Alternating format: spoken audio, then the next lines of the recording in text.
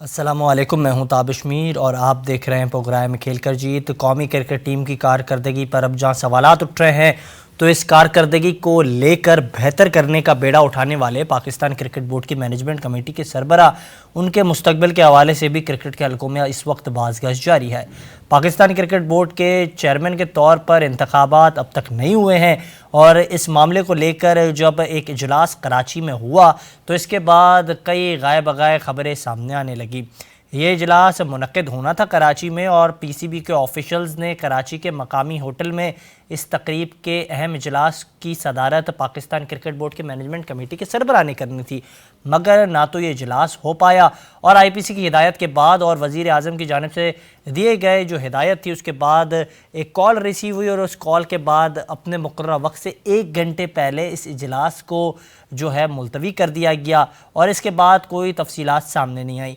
ताहम अगर बात की जाए तो पाकिस्तान की सहाफ़त का एक मारूफ नाम सीनियर स्पोर्ट्स एंकर पर्सन जो है उनकी जानिब से वाज़े तौर पर जो है इसकी चंद तफसीलात सामने रखी गई। एक निजी टीवी चैनल के प्रोग्राम में मौजूद थे मिर्ज़ा इकबाल बेग साहब और उन्होंने कहा कि इस सरजनिश यकीनी तौर पर की होगी जब फवाद चेयरमैन पीसीबी से मिले होंगे जो मैनेजमेंट कमेटी के सरबराह हैं चौधरी मोहम्मद ज़का अशरफ और उनसे उन्होंने इस मामले पर सरजनिश की होगी और उन्होंने जो है इलेक्शन कमीशन के जो रूह रवा के तौर पर काम करते हुए दिखाई दे रहे हैं खावर शाह, उनको भी इस हवाले से जो है आगाह किया होगा और तमाम तर चीज़ें जो इलेक्शंस के मामला हैं उसको लेकर जो है होने चाहिए। और क्रिकेट के हल्कों में जो क्रिकेटर्स हैं उनकी जानिब से भी इस वक्त मुतालबा किया जा रहा है। हम देख रहे हैं मुसलसल जो क्रिकेट पंडित्स हैं पाकिस्तान की क्रिकेट पर निगाहें रखते हैं वो भी कह रहे हैं अगर चौधरी मोहम्मद ज़का अशरफ इस टेन्योर को जारी रखना चाहते थे तो बेहतर ये होता कि वो इलेक्शन करते और इलेक्शन के ज़रिए जो है तमाम तर चीज़ों को डील करते। अब वो तमाम तर चीज़ें करना चाहते हैं लेकिन उनके पास इख्तियारात नहीं हैं और इख्तियारात मज़ीद जो है वो तौसी की गई थी निगरां वज़ीर आज़म अनवारुल हक काकड़ की जानिब से, जिसके बाद उन्हें ये इख्तियारात मिले थे कि वो जो है बतौर मैनेजमेंट कमेटी के सरबराह के तौर पर अपनी खिदमत को जारी रखें। और इसी हवाले से हमें ज्वाइन किया है पाकिस्तान की क्रिकेट एडमिनिस्ट्रेशन का एक मारूफ नाम बतौर साबिक चेयरमैन पीसीबी, इनकी खिदमत इस हल्के में काफ़ी पुरानी है, 50 साल का एक वाज़े तजर्बा है इनका और जब ये गुफ्तगू करते हैं तो मालूमात और जो तफसीलात होती हैं उसका एक वाज़े तौर पर जो है इनके पास ख़जाना भी मौजूद होता है। जनाब खालिद महमूद साहब हमारे साथ मौजूद हैं। जनाब बहुत शुक्रिया कीमती वक्त देने के लिए, welcome to the show. Thank you ji. Sir इस हवाले से बात कर रहे हैं क्रिकेट के हलकों में अब एक जानिब जब पाकिस्तान टीम की नाकामियों का सिलसिला जारी है, नाकिस कारकर्दगी पर तबसे हो रहे हैं, तो दूसरी जानिब हम देख रहे हैं चौधरी मोहम्मद ज़का अशरफ इनके मुस्तकबिल को लेकर भी बात की जा रही है। जो एक्शन अभी लिया आईपीसी की जानिब से या फिर निगरां वज़ीर आज़म की जो हिदायत आई जिसके बाद ही एक्शन लिया गया, तो अब इससे तो वाज़े हो गया कि 4 फरवरी आखिरी दिन है चौधरी मोहम्मद ज़का अशरफ के पास बतौर मैनेजमेंट कमेटी के सरबराह के तौर पर। क्या समझते हैं? जी हाँ, ये खबरें तो मीडिया में मैंने भी पढ़ी हैं, आप तक भी पहुंची हैं, लेकिन ये वतन अजीज पाकिस्तान में हर चीज का इम्कान है। यानी ये तो है कि 4 फरवरी को उनका आखिरी दिन हो सकता है, 2-3 दिनों में खबर आए कि नहीं वो चूंकि इलेक्शन होने वाले हैं इसलिए अभी कोई फैसला नहीं हो सकता, इसलिए वो इनको इलेक्शन के बाद तक मौका दिया जा रहा है। और मेरी इत्तला के मुताबिक इस किस्म की भाग दौड़ और कोशिश हो भी रही है, इसलिए मैं 4 फरवरी को ज्यादा अहमियत नहीं देता। मैं समझता हूँ कि कुछ भी मुमकिन है। बिल्कुल कुछ भी हो सकता है, ये बात बिल्कुल दुरुस्त है। पाकिस्तान में तो कुछ भी यकीनी तौर पर हम नहीं कह सकते हैं कि ये हतमी है, लेकिन एक जानिब आप क्या समझते हैं सर, आपका एक वाज़े तौर पर तजर्बा है, आपको अगर एडमिनिस्ट्रेशन चलानी है बेहतर तौर पर आपके पास इख्तियारात होंगे तो ही आप चला पाएंगे ना। अगर कोई भी चीज़ ज़का अशरफ साहब को करनी है उसके उनके पास इख्तियारात नहीं होते हैं। अज़हर अली को उन्हें एक जगह पर एडजस्ट करना है, वो वहाँ उन्हें कर नहीं सकते हैं। मोहम्मद हफीज़ को वो जो इंस्ट्रक्शन दे रहे हैं उस तरीके से उस पर इम्प्लीमेंट नहीं होता है। अब इन माहौल में जहाँ आपकी बात उस तरीके से रखी नहीं जाए, आपके पास इख्तियारात नहीं हो, तो फिर क्या कुर्सी से चिपके रहना या चिमटे रहना बेहतर तरीका है? ये बिल्कुल ठीक तरीका नहीं है, लेकिन फिर कुर्सी की जब चाट लग जाए तो फिर इंसान कहता है कि चलो इख्तियार नहीं भी तो कुर्सी पे तो बैठे रहेंगे और फिर उम्मीद करते हैं कि शायद इख्तियारात भी नहीं शुरू हो जाए। तो अगली बात यह है कि जब ये नए आए थे तो उस वक्त तो इन पे किसी तरह की कोई रुकावट नहीं थी, कोई बंदी नहीं थी, हर तरह के इख्तियार थे, तो उनमें कुछ भी नहीं हुआ। एक दफा पहले भी ये एक टर्म तकरीबन गुजार चुके हैं। इलेक्शन कराने के लिए इनको कहा गया था, इलेक्शन कराया नहीं है, वो बैठे रहे हैं। और इलेक्शन पे भी जो इनका मुखालिफ लड़ा है, जिसमें वो नजम सेठी साहब हैं और वो शकील साहब हैं जो इस्लामाबाद वाले, वो तो खुल्लम खुल्ला पैगामात सोशल मीडिया पे भेज रहे हैं कि ये इलेक्शन करा ही नहीं सकते क्योंकि ये खुद क्वालिफाइड नहीं है, वगैरह वगैरह। पर मेरा ये बिल्कुल, मुझे इस मामला से दिलचस्पी नहीं है, लेकिन इंतहाई काबिल अफसोस ये सूरत हाल है। इस तरह का होना नहीं चाहिए, ना हुकूमत को ऐसे इक़दाम करनी चाहिए जिसकी वजह से खेल का भी बेड़ा गर्क हो, अदारे को भी नुकसान पहुंचे। लेकिन सियासी असर रसूख के तहत ये हो रहा है, बल्कि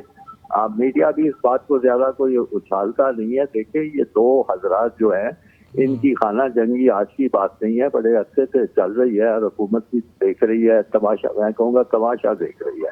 तो इस तरह कभी हुआ नहीं। आपको याद है कि जब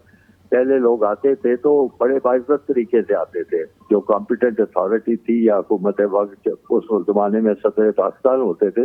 वो अपनी सवाबदीद के मुताबिक देख के किसी को दावत देते थे और वो उसका संभालता था, 3-4 साल काम करता था, जैसा भी करता था। बहरहाल बड़ा वो उसको कोई ऐसी भागदौड़ परेशानी नहीं होती थी। तो अब चूंकि माहौल ही बदल गया है, हालात ही बदल गया है, इसलिए अब क्या तबसरा किया जाता है। तो समझता हूँ कि बेहतर होगा वो खुद ही छोड़ दें, लेकिन साथ मेरी ये भी प्रिडिक्शन है, ये पेशगोई है कि छोड़ेंगे नहीं, कोई ना कोई कोशिश। एक और चीज बड़ी जो है हैरान कर देने वाली है कि जो भी नया चेयरमैन आता है उसके इकदाम जो हैं वो काफ़ी अहम होते हैं, काफ़ी पाकिस्तान की क्रिकेट के लिए वो बेहतरी करना चाहता है, लेकिन गुजरते वक्त के साथ हमने इस टेन्योर के अंदर जो इकदाम देखे चेयरमैन पीसीबीज़ की जानिब से, वो इतने पाकिस्तान के लिए फ़ायदेमंद नहीं रहे। अगर मैं बात करूँ एहसान मानी साहब के हवाले से, तो उन्होंने डिपार्टमेंट्स पर पाबंदी लगा दी थी वज़ीर आज़म के कहने पर। फिर रमीज़ हसन राजा साहब आए और उन्होंने जूनियर जो है प्रीमियर लीग कराई, हमने देखा उसके कोई बेहतर नताइज सामने नहीं है। आपके पास लॉन्गर फॉर्मेट खेलने के लिए खिलाड़ी मौजूद नहीं है, आप ग्रास रूट लेवल को भी अगर T20 पे ले आएंगे तो फिर कैसे चलेगा। अब हम देख रहे हैं चौधरी मोहम्मद ज़कात शरफ आए, उनके हवाले से भी अगर बात की जाए तो उन्होंने जो है इस वक्त T10 लीग का उनको ख्याल जो है आया था जहन में। इससे पहले अगर बात करें नजम अजीज सेठी साहब के पास, तो उन्होंने ये बेड़ा उठाया था कि किसी तरह वो जो हमारे राइट्स हैं कि हम एक इवेंट की मेज़बानी करेंगे, वो मुकम्मल तौर पर हम करेंगे, लेकिन उन्होंने हाइब्रिड मॉडल पेश करके पाकिस्तान को मज़ीद मुश्किल में डाल दिया। तो मुश्किल से निकालने आते हैं जो भी चेयरमैन पीसीबी हो, वो खुद ही मुश्किल में डाल देते हैं। ऐसा क्यों होता है? ऐसा इसलिए होता है कि कोई तजर्बा नहीं है दरअसल इनको क्रिकेट का, क्रिकेट की सूझबूझ भी नहीं है। जो भी आता है एक तो पहले ही अपने जेहन में उसके कुछ नक्शा बना होता है, कोई उसको साबका तजर्बा नहीं होता।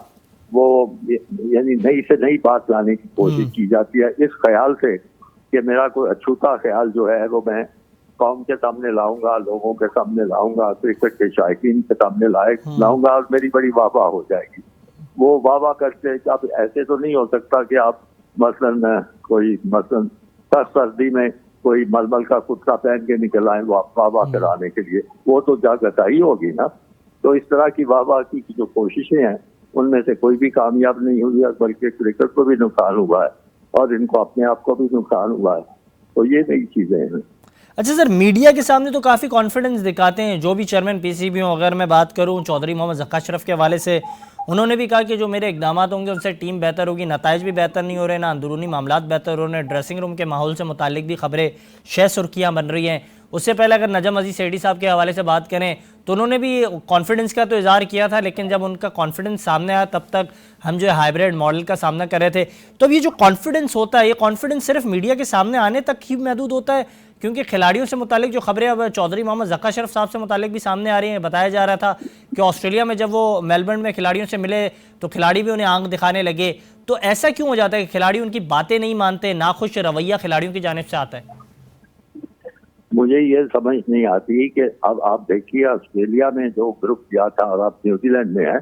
आपको पता है वहाँ उनके साथ मैनेजमेंट के कितने अरकान थे? 18। बिल्कुल। और मैं मुबालगा नहीं कर रहा, पूरे 18 लोग साथ थे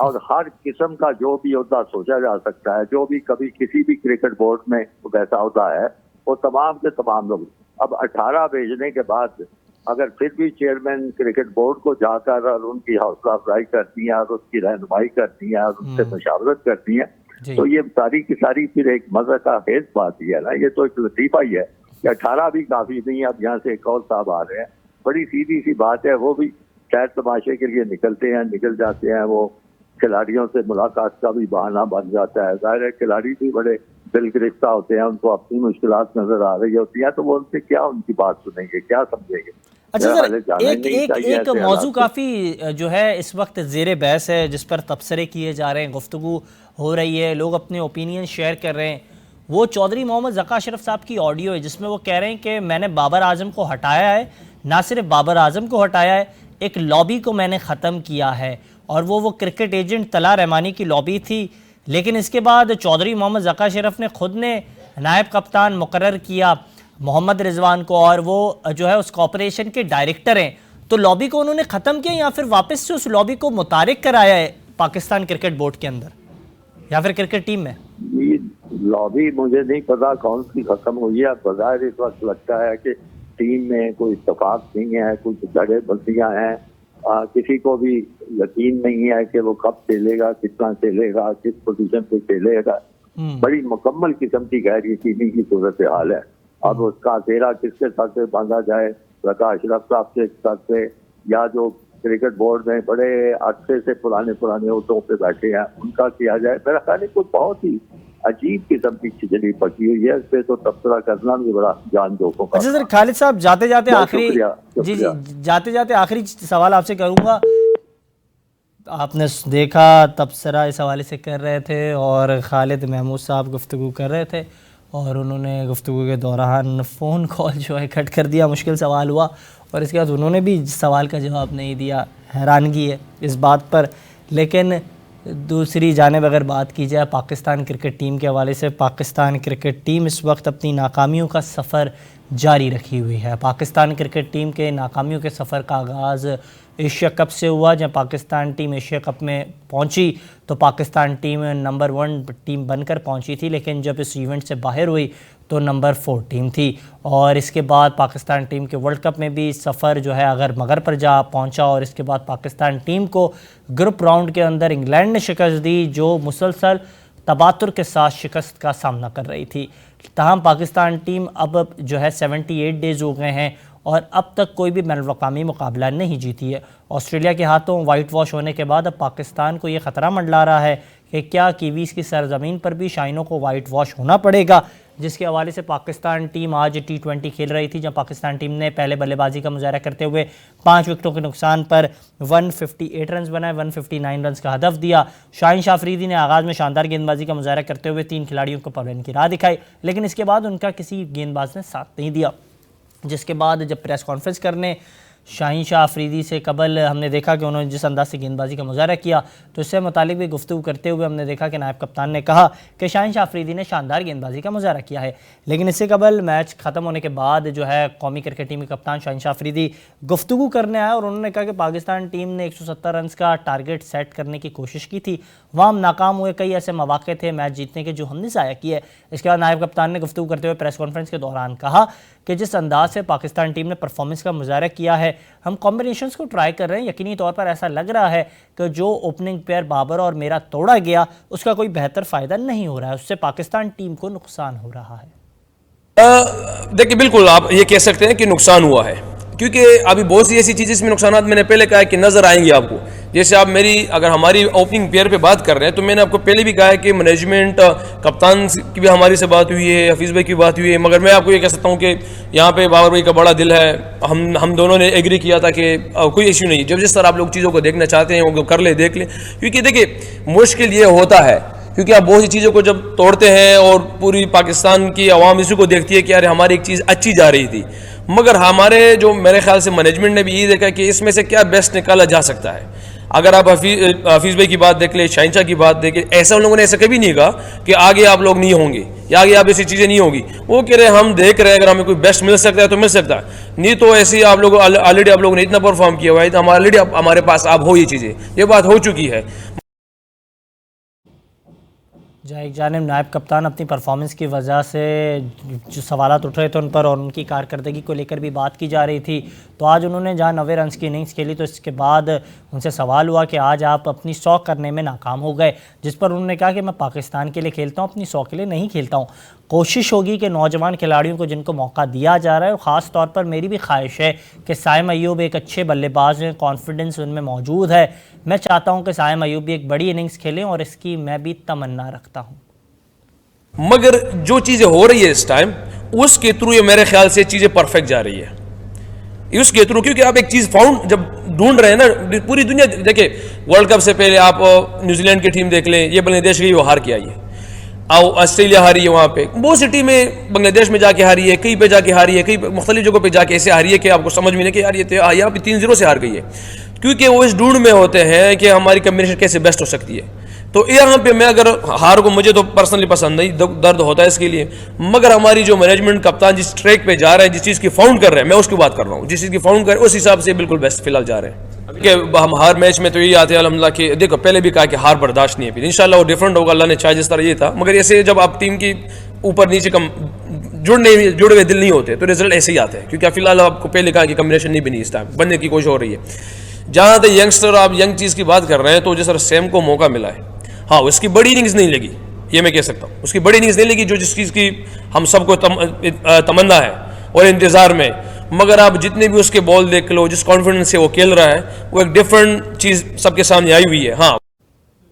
टीम जहां नाक़िस कारकर्दगी का मुज़ाहरा कर रही है तो दूसरी जानिब गेंदबाजों की परफॉर्मेंस से मुतालिक भी सवाल हो रहा है। पहले ये सवाल शाहीन शाह अफरीदी की गेंदबाजी और दीगर गेंदबाजों से किया जा रहा था, लेकिन आज काफ़ी शानदार मुज़ाहरा करते हुए गेंदबाजी का शाहीन शाह अफरीदी ने आगाज़ में ही पाकिस्तान को शानदार गेंदबाजी का मुज़ाहरा करने के साथ पहले फिन एलन और इसके बाद तवातुर के साथ 2 और विकेटें ली और 3 खिलाड़ियों को 20 रन पर पवेलियन की राह दिखाई, जिसके बाद पाकिस्तान टीम का जब नाकामी का ये पैमाना इख्तिताम पजीर हुआ और उस वक्त पाकिस्तान टीम जो है सिर्फ 3 विकेटें ही लेने में कामयाब हुई थी। इसके बाद पाकिस्तान टीम के गेंदबाजों से मुतालिक वापस से क्रिकेट के हलकों में सवाल उठना शुरू हो गया, जिसके जवाब पर नायब कप्तान मोहम्मद रिजवान बोले कि ये बात बिल्कुल दुरुस्त है कि पाकिस्तान के गेंदबाज उस अंदाज से गेंदबाजी का मुज़ाहरा नहीं कर रहे हैं, लेकिन हम एक्सपोज नहीं हुए हैं, कोशिश कर रहे हैं कि अच्छे अंदाज से गेंदबाजी का मुज़ाहरा करें। हमारे बॉलर्स भी काफ़ी ज़्यादा पुरुमीद है।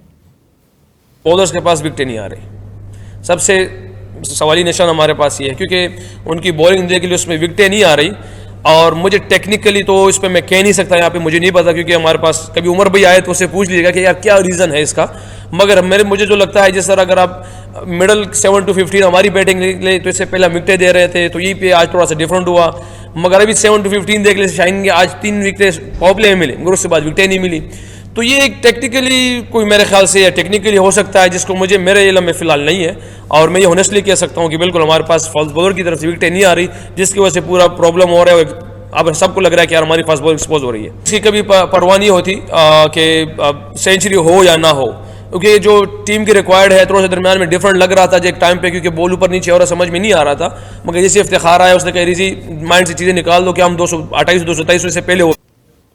एक जानिब जब पाकिस्तान टीम की कारकर्दगी पर इस वक्त क्रिकेट के हलकों में बहस जारी है, तबसरे किए जा रहे हैं, क्रिकेट पंडित्स की जानिब से भी ये बताया जा रहा है कि पाकिस्तान टीम उस पोटेंशल के साथ खेल खेलती हुई दिखाई नहीं दे रही है, तो दूसरी जानिब पाकिस्तान टीम की कारकर्दगी और परफॉर्मेंस इस वक्त सबकी तवज्जो का मरकज़ बनी हुई है। एक जानिब पाकिस्तान के सीनियर खिलाड़ी परफॉर्मेंस का मुजाहरा कर कर ना सिर्फ मैच जिताने की कोशिश करते हैं, तो दूसरी जानिब मैनेजमेंट की जानिब से जो जारी करदा बयानात और फैसले उसको मद्देनज़र रखते हुए पाकिस्तान टीम नए तजर्बात करती हुई दिखाई दे रही है। नौजवानों को भरपूर मौका तो मिल रहा है, लेकिन इन मौके और मौक़ों में एक चीज़ सबसे ज़्यादा देखने की है, जिसमें नौजवानों की परफॉर्मेंस पर इस वक्त सवालात उठ रहे हैं। हमने देखा आज होने वाले मैच में भी तब्दीली की गई और आज़म खान को 3 जो है मैचेस में मुसलसल मौका मिला, लेकिन वो उस तरीके से परफॉर्मेंस का मुज़ाहरा नहीं कर पाए, तो नौजवान बल्लेबाज साहिबजादा फरहान को एक बार फिर से पाकिस्तान टीम के लिए मौका मिला। इससे कबल वो जो है 40 रन कर चुके थे और 39 उनका बेस्ट स्कोर था इंटरनेशनल जो है उस पर, लेकिन इसके बाद वो जो है उस परफॉर्मेंस का मुज़ाहरा आज फिर से नहीं कर पाए और सिर्फ 1 रन किए 2 गेंदों का सामना किया।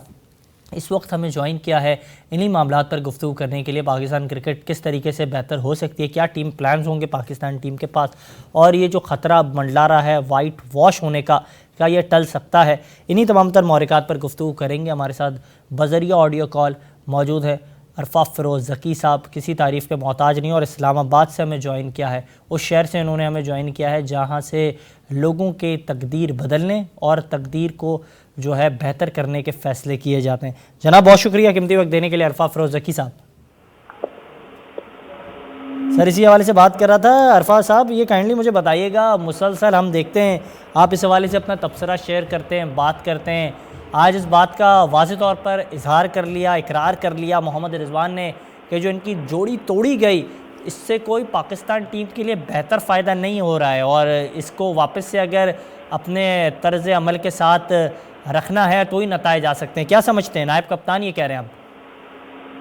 देखिए ताबिश, हर चीज अगर आपने बदलनी है ना तो उसका एक तरीकेकार होता है, आपने सिस्टम के साथ चलना होता है। अगर हम तीनों फॉर्मेट्स की अपनी टीम देखें ना तो पाकिस्तान की T20 में मेरे ख्याल से सबसे स्टेबल टीम रही है, और इसका प्रूफ है कि हमने 2-3 साल पहले से अगर आप उठा लें तो परफॉर्मेंसेज हमारी अच्छी रही है, T20 वर्ल्ड कप्स में भी, एशिया कप में भी। तो आपने अगर तब्दीली, ठीक है, आप अगर चाहते हैं कि यार इसमें बेहतरी जो है वो लाई जाए तो 100 मिला, ठीक है, टीम मैनेजमेंट है, कप्तान की अपनी एक सोच होती है, और T20 वर्ल्ड कप में भी काफी टाइम है तो आप कर सकते हैं, लेकिन उसको एक सिस्टमैटिक वे में आपको रखना चाहिए था। अगर आपने ओपनिंग पर कोई नया खिलाड़ी लाना था या साइम अयूब को अगर आपने टेस्ट करना था तो क्या ही बेहतर होता कि आप पहले 3 T20s में रिजवान और बाबर से ही ओपनिंग करवाते, और अगर पाकिस्तान जीत जाता या चौथे मैच में अगर पाकिस्तान जो है वो सीरीज विन कर लेता तो आप 5वें या चौथे मैच में जो है वो साइम अयूब को टेस्ट कर लेते। आपको इतनी जल्दी क्या थी कि आपने तहस नहस कर दिया। फिर देखें, आपकी जो अगर आपने चेंजेस करनी भी होती है ना तो आप हमेशा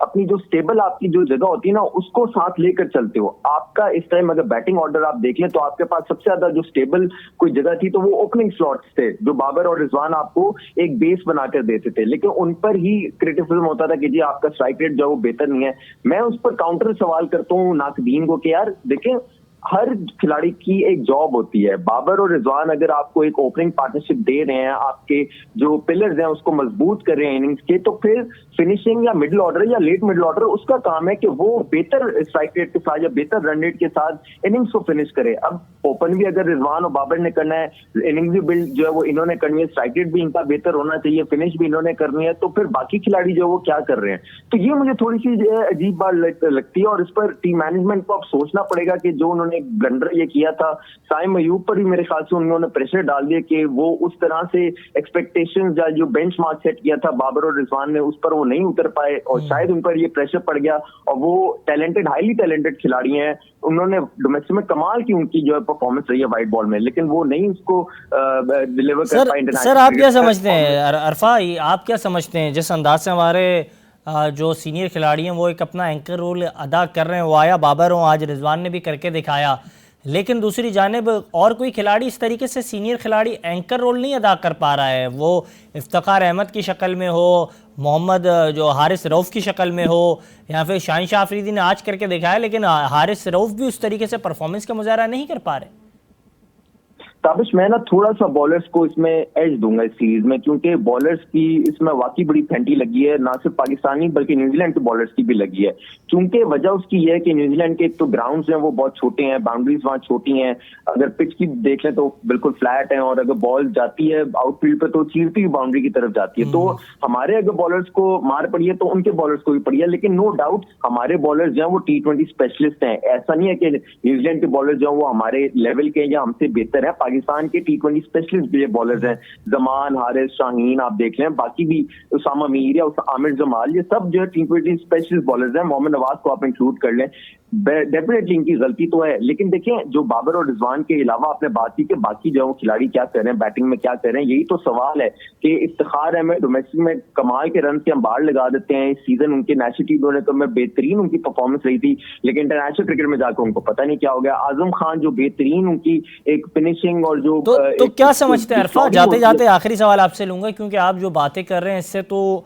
यही समअप हो रहा है कि जो हमारा डोमेस्टिक सर्किट में परफॉर्मर है वो इंटरनेशनल के लिए इतना ज़्यादा अहल नहीं होता है, क्योंकि जिस तरीके से साहिम अयूब हो या फिर साहिबजादा फरहान हो, आज वो भी परफॉर्म नहीं करके दिखा पाए, या फिर आज़म खान हो, कोई भी हमारे डोमेस्टिक सर्किट के परफॉर्मर हो, वो लार्जर स्केल पर जब जाके परफॉर्मेंस का मुजाहरा करते हैं तो एक्सपोज हो जाते हैं। तो क्या हमारे डोमेस्टिक सर्किट में कोई इशू है? डोमेस्टिक सर्किट में इशू हमारा अगर बाकी क्रिकेट बोर्ड्स के साथ कंपेयर करें तो डेफिनेटली उनके लेवल के तो हम लोग नहीं है इस टाइम, लेकिन हमारी जो खेप है प्लेयर्स की वो इसी डोमेस्टिक सर्किट से निकलनी है। इधर से ही हमने इंटरनेशनल क्रिकेट में प्लेयर्स को लाना है। साहिबजादा फरहान, उसको क्या हम लोग जो वो उसकी क्या गलती है, क्या उसने 2 साल डोमेस्टिक में एज एन ओपनर परफॉर्मेंस दी लेकिन उसको 5-6 नंबर पर खिला दिया गया। तो ये तो टीम मैनेजमेंट की गलती है, उससे क्या हम एक्सपेक्ट करेंगे, उससे परफॉर्मेंस दे रही है। साइम अयूब को एक्सपेक्टेशन भी इतनी ज्यादा उससे लगा दी कि ऐसे प्लेयर को आपने तोड़ दिया। तो इसका मतलब है जो हमारी सीरीज होती है एसोसिएटिव टीम्स के साथ, नीदरलैंड के साथ खेलने जाए, जिम्बाब्वे के साथ खेलने जाए, तो वहां इन नौजवानों को भरपूर मौका दिया जा सकता है और हमारे जो सीनियर खिलाड़ी उनको रेस्ट दें ताकि नौजवान भी ग्रूम हो जाए। यही तरीका होता है, इंडिया जो है वो इसी लिहाज से बेहतर है। यही तरीका, बिल्कुल बिल्कुल बिल्कुल। बहुत शुक्रिया कीमती वक्त देने के लिए। अल्फाज फिरोज ज़की साहब तबसरा कर रहे थे, आपने उनका तबसरा मुलाहिज़ा किया और वो इस हवाले से गुफ्तगू कर रहे थे और उन्होंने यही कहा कि पाकिस्तान क्रिकेट टीम का जो हिकमत अमली का तजर्बा है उसमें अब भी पाकिस्तान टीम उस तरीके से फिट नहीं होती और बेहतर ये होगा कि पाकिस्तान क्रिकेट टीम एक बेहतर तर्ज अमल के साथ मैदान में उतरे जिसमें मैनेजमेंट का किरदार एक काफ़ी अहम है और उन्हें अपना किरदार पाकिस्तान क्रिकेट जो है उसकी बेहतरी के लिए करना चाहिए। ये था हमारा आज का प्रोग्राम, इजाज़त दीजिएगा, अल्लाह हाफ़िज़।